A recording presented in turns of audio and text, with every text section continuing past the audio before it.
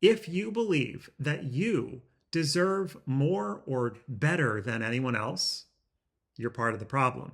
If you believe that your town or your state or your country deserves more or better than any other town, state, or country, you're part of the problem.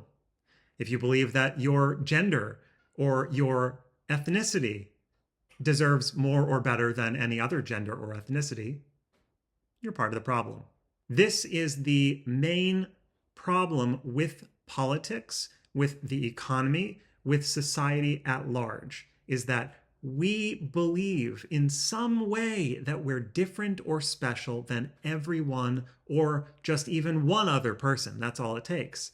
You don't have to think you're God's gift to the earth and that everyone should bow down before your feet. Even if you have one person with whom you feel like you are slightly inferior or superior to, you're part of the problem.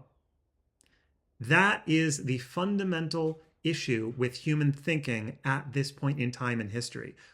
When we figure out how to let go of the need to be better or more than, that problem will evaporate like water off of a, I don't know what the saying is, but you get what I'm saying. It's really actually pretty insubstantial when it comes down to it.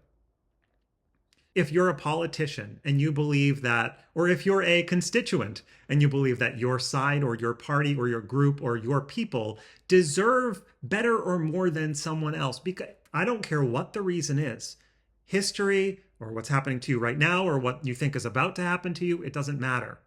You're part of the problem.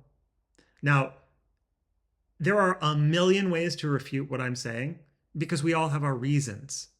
I have my own reasons. My entire ethnicity, almost entire ethnicity of people were wiped off the face of the earth during a genocide. But if I were to fixate on something like that and ask for, oh, well, I deserve, I need, I should have, yeah, that might make my ego feel better. It might make my self-esteem feel better. I might have a better time with my life. I might have more money.